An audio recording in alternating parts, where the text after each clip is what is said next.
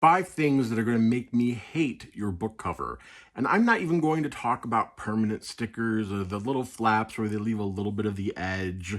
I'm not going to talk about those. We all hate those. So here are the 5 things other than those two that really bother me when I see them on a book cover. Number 5, foil covers. And I will admit it, I am attracted to shiny things.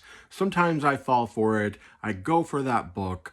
But those never stay looking nice. But if it's a book that you want to keep around, it's really irritating having these sort of covers because they stick to other books. They grow spots on them over time. Number 4, bland institutional covers. There are times when you will seek out the work of a great writer and you'll find these books that are, sometimes part of a library archive or whatever, and the most minimal amount of effort has been put into them. It looks like something that was a template from Microsoft Word or something that someone just kind of threw together. And I realize, maybe with a small press and their budget wasn't there, it really just kills me when I see one of these covers that just is hiding what is underneath. 3, copycat covers. Now, this is just something that happens in the design world. As a former graphic designer, I know how this goes.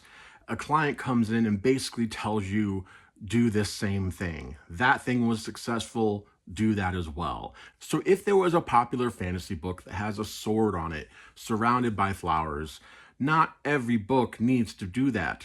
It's like, by the time you get to the 5th book that looks like the same thing with a sword surrounded by flowers, I don't know how other people react, but for me, that is a sign that this is a lesser book. And that might not be the case. It's just, well, if they're copying the cover, what else do they copy? Number 2, sprayed edges. I don't mean all sprayed edges, because some sprayed edges are beautiful. What I really am hating right now are the sprayed digital edges that are a single color. First of all, you've got this sort of weak blue that looks like it's the fake pee in a diaper commercial. Is not attractive really to begin with, but then it's been sort of watered down because it's not very well done.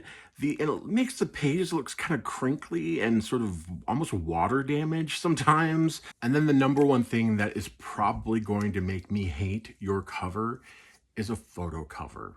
So if the book has an adaptation of a TV show or a movie or whatever, they love to put out the photo cover to try to tie in with that. Most of the time, they just aren't that interesting. Like if I had to buy a photo cover, it feels like I'm being punished because I did not read this book when readers found it, and now I'm only reading it when it's adapted. So what do you think? I'd love to know what other people hate about book covers, partly for my own design knowledge when I am doing my own book covers, but I would love to know